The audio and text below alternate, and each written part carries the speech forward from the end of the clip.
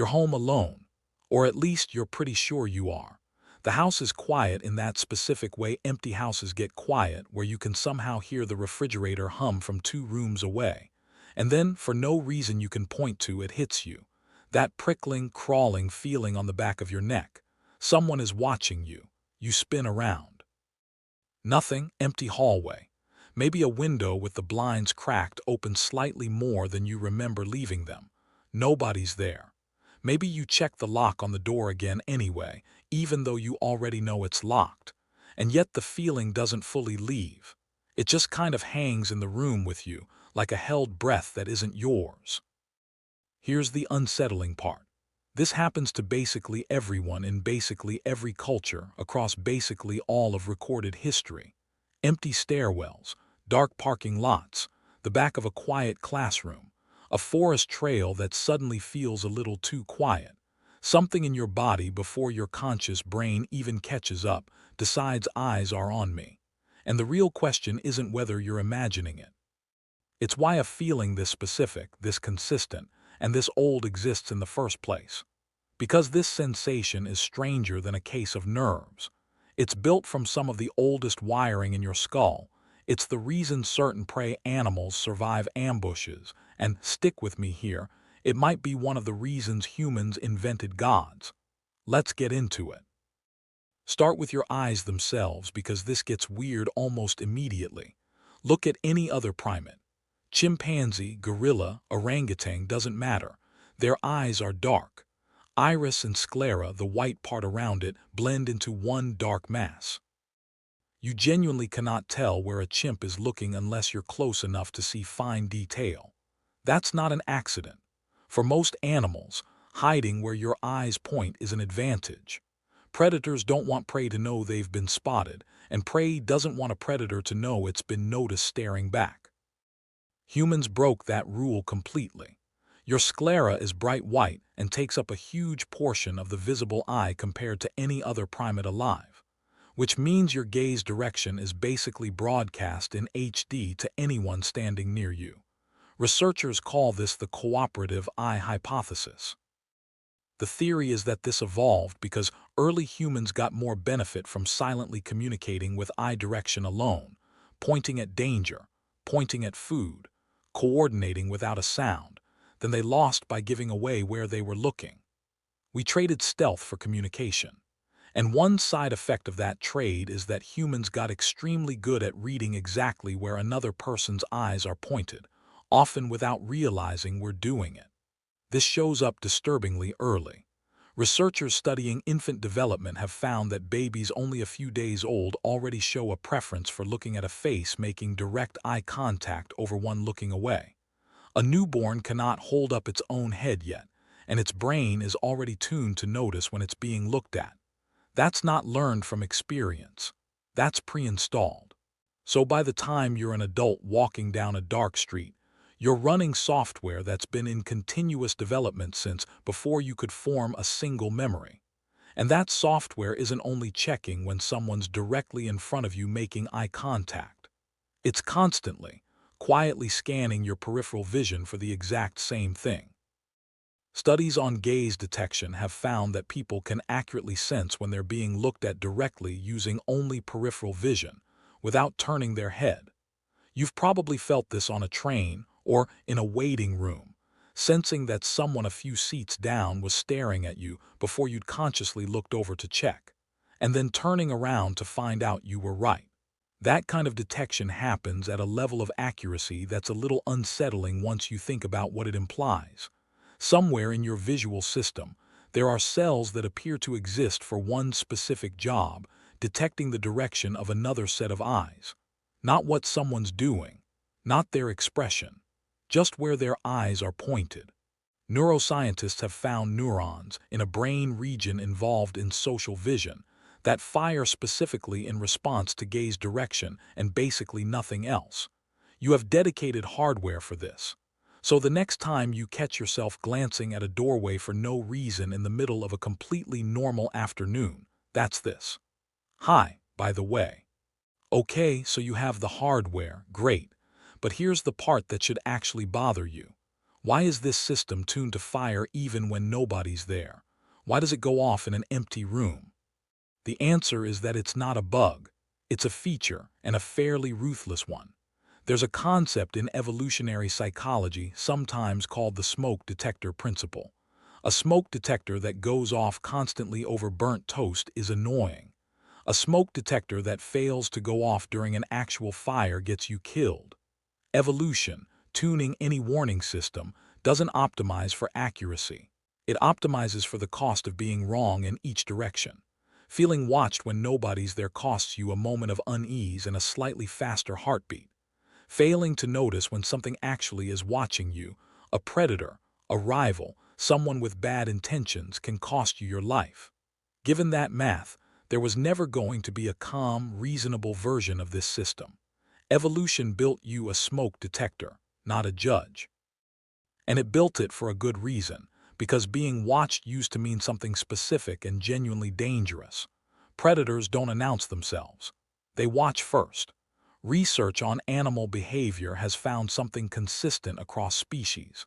Prey react differently to a predator's gaze depending on whether it's looking directly at them or looking away. A body turned toward you, eyes locked on, reads as an active threat in a way the same animal facing sideways just doesn't. Deer, birds, even lizards will often let a human or a predator get much closer if its head and eyes are turned elsewhere. The second the gaze locks on, the distance they'll tolerate drops fast. A huge range of species, humans included, treat "it's looking directly at me" as the single most urgent piece of information available in that moment. It gets stranger, because some species figured out how to weaponize this exact glitch. Certain moths and butterflies have evolved huge, painted eye markings on their wings, eye spots that look startlingly like the eyes of a much larger animal. When a bird gets close enough to attack, the moth flashes those wings open, and for a split second the bird doesn't see an insect. It sees something big, staring directly back at it. That split second of hesitation is sometimes all the moth needs to escape. Evolution didn't just build the fear of being watched into predators and prey alike. It built an entire industry of creatures exploiting that fear in each other. The feeling you get in an empty hallway and the reason a moth is still alive right now are, weirdly, running on the same code. Fish do a version of this too. Certain species, like the four-eye butterflyfish, have a dark false eye spot near their tail and a genuine stripe camouflaging their real eye near their face. A predator aiming for what looks like a head ends up snapping at a tail fin instead, and the fish darts off in the exact direction its attacker didn't expect. Nature has apparently decided, independently, over and over, across wildly unrelated species, that the fastest way to survive an attack is to convince your attacker that eyes are already watching it back. Now here's where this stops being about animals and starts getting a lot closer to home, because this instinct didn't stay in the forest. It followed us into tribes, into villages, into the earliest human settlements, and it did something genuinely strange along the way. Predators weren't the only thing worth worrying about being watched by.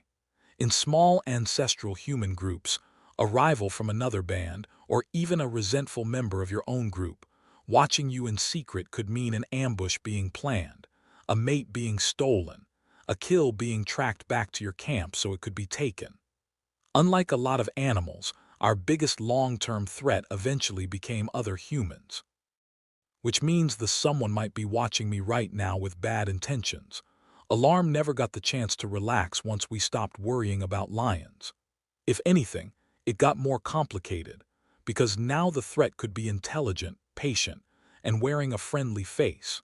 It's the ancestral version of that little flicker of unease when a video call ends and you're not entirely sure your camera actually turned off. And this is where things go somewhere you probably didn't expect. Cognitive scientists who study the origins of religious belief have proposed something called the hyperactive agency detection device, mercifully shortened to HADD. The idea is simple and a little brutal. If you hear a rustle in the grass, assume it's just wind, and it turns out to be a predator, you're dead. If you hear the same rustle, assume it's a predator, and it turns out to be wind, you've lost nothing but a second of adrenaline. So a mind that defaults to something with intent is out there survives more often than a mind that defaults to it's probably nothing. Over enough generations, that bias toward assuming an unseen watcher gets baked in hard. Some researchers argue that this exact bias, running at the level of entire cultures instead of individual moments, is part of what gave rise to the idea of ever-watching spirits, ancestors, and gods in the first place. An invisible presence that sees everything you do, even alone, even in the dark. That's not a new idea religion invented from nothing. That might be your gaze detection system, scaled up to the size of an entire belief system. You can actually see this instinct fossilized in culture if you know where to look.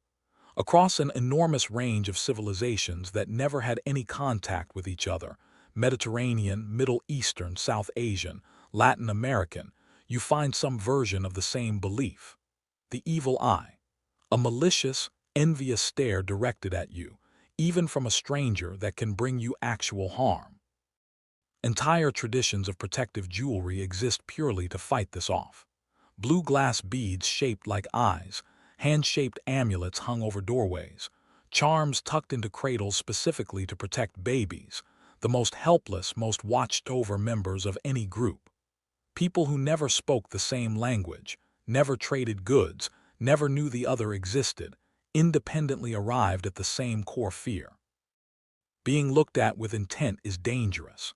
That's either an enormous coincidence or a sign that this feeling runs so deep in human wiring that it surfaces in every culture that's ever existed, dressed up in whatever mythology happened to be locally available. We've basically been building Ring doorbell cameras out of seashells and superstition for thousands of years, long before anyone had a porch to put one on. It's the same underlying impulse behind wondering who viewed your profile, or feeling weirdly exposed the second you clock a security camera pointed at you in an empty parking lot. The technology changes. The unease underneath it is the same unease that got protective charms hung over cradles 3,000 years ago. So back to your empty house. Back to that prickle on your neck with nobody around. What's actually happening most of the time isn't a ghost, and it isn't a sixth sense either. In the 80s and 90s, some researchers seriously investigated whether humans could literally detect being stared at from behind, some kind of measurable psychic sense. When other scientists reran those experiments under tighter controls, the effect disappeared. It didn't hold up, which tells you something useful. The feeling is real. What's causing it usually isn't extrasensory. It's your ordinary, ancient threat detection system, running exactly as designed, occasionally triggered by nothing stranger than a draft moving a curtain, a shadow shifting at the edge of your vision, or your brain's face-detecting circuitry, the same circuitry that finds a face in an electrical outlet or the front grille of a car, deciding that shape in the dark corner might be a face too. Add a little sleep deprivation, a little stress, an unfamiliar room, and the sensitivity on that system climbs even higher. It isn't malfunctioning. It's doing exactly what it evolved to do. React first, ask questions never, because the version of your ancestors who waited for proof before reacting isn't the version that had kids. Which brings us back to you, standing in that quiet room, slowly turning around, finding absolutely nothing there. You're not broken, and you're not imagining a problem out of thin air. You're running hardware built across millions of years by every ancestor who checked over their shoulder one extra time and lived long enough to pass that habit down to you. The moth flashing fake eyes at a bird. The deer bolting the instant a predator's gaze locks on. The amulet hung over a cradle 3,000 years ago. And you, alone in your kitchen at 11 at night, glancing at a window for no reason you can explain. All of you are running some version of the exact same program. So next time that feeling creeps up your spine in an empty room, don't laugh it off, and don't panic either. You're not being paranoid. You're just old. Older than language. Older than fire, maybe. And whatever's out there tonight, real or not, your ancestors already survived it enough times to build you a warning system for it. It's still on duty. It never actually clocked out.